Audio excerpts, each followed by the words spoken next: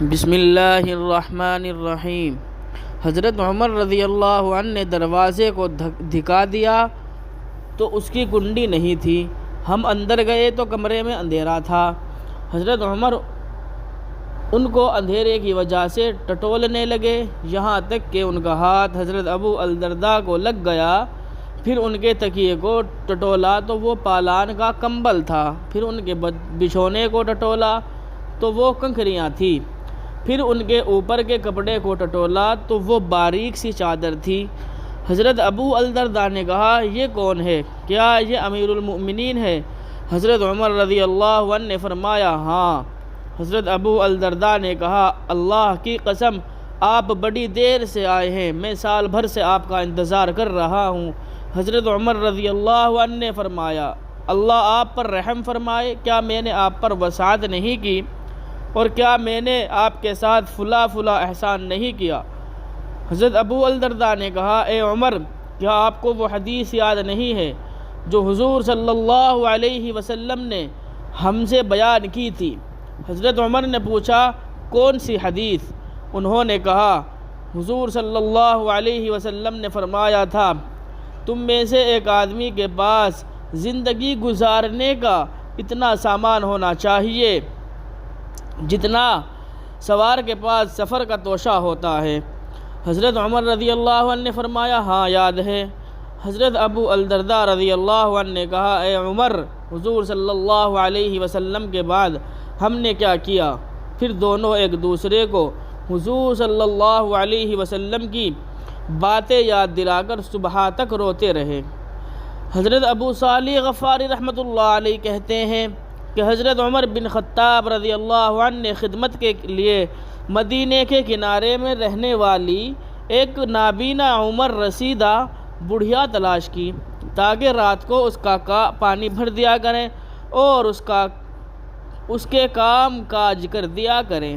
لیکن جب حضرت عمر رضی اللہ عنہ اس کے ہاں گئے تو انہوں نے دیکھا کہ کوئی آدمی ان سے پہلے آ کر خدمت کے سارے کام بڑھیا کی حسب منشا کر چکا ہے۔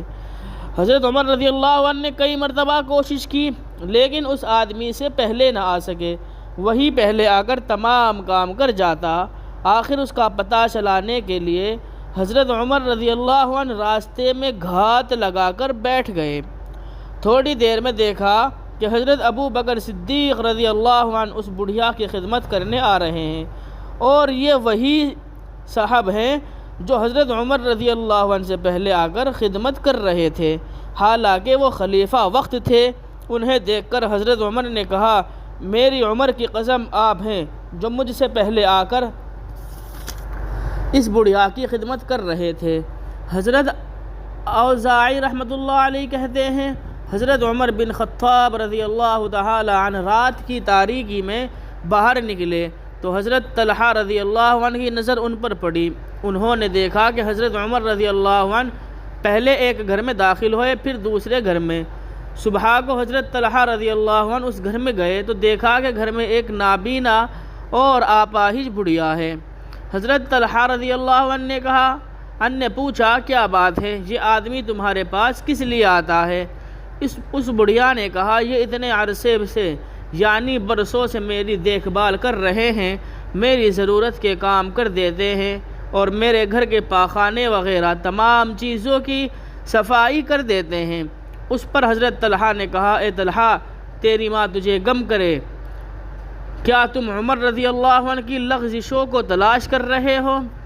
حضرت عبداللہ بن عتبہ بن مسعود رحمۃ اللہ علیہ کہتے ہیں، میں نے حضرت عمر بن خطاب رضی اللہ عنہ کو یہ فرماتے ہوئے سنا کہ حضور صلی اللہ علیہ وسلم کے زمانے میں لوگوں کے ساتھ وحی کے مطابق معاملہ کیا جاتا تھا، جس میں بعض دفعہ ان کے چھپے ہوئے کاموں کے مطابق اللہ تعالیٰ فیصلہ کیا کرتے تھے، اور اب وحی کا سلسلہ بند ہو گیا ہے، اب ہم تمہارے ظاہری اعمال کے مطابق معاملہ کریں گے۔ جو ہمارے سامنے اچھے کام کرے گا ہم اسے امین سمجھ کر اپنے قریب کریں گے، ہمیں اس کے اندرونی اعمال سے کوئی واسطہ نہیں ہوگا، اس کے اندرونی اعمال کا اللہ ہی محاسبہ فرمائیں گے، اور جو ہمارے سامنے برے کام کرے گا نہ ہم اسے امین سمجھیں گے اور نہ اسے سچا مانیں گے، اگرچہ وہ یہ کہتا رہے کہ اس کا اندرون بہت اچھا ہے۔ حضرت حسن رحمۃ اللہ علیہ کہتے ہیں خلیفہ بننے کے بعد حضرت عمر رضی اللہ عنہ نے سب سے پہلے جو بیان فرمایا وہ یہ تھا کہ اللہ تعالیٰ کی حمد و ثنا بیان کی۔ اس کے بعد فرمایا اما بعد، اب میرا تم سے واسطہ پڑ گیا ہے، میری آزمائش تمہارے ذریعے سے ہوگی اور تمہاری میرے ذریعے سے، اور میرے دونوں ساتھیوں حضور صلی اللہ علیہ وسلم اور حضرت ابو بکر صدیق رضی اللہ عنہ کے بعد مجھے تم لوگوں کا خلیفہ بنا دیا گیا ہے۔ جو ہمارے پاس موجود ہوگا اس سے تو ہم خود معاملہ کر لیں گے، اور جو ہم سے غائب ہوگا اس پر ہم طاقتور اور امانت دار آدمی کو امیر بنائیں گے۔ لہذا اب جو شخص اچھی طرح چلے گا اس کے ساتھ ہم اچھا سلوک کریں گے، اور جو غلط چلے گا اسے ہم سزا دیں گے۔ اللہ ہماری اور تمہاری مغفرت فرمائے، آمین۔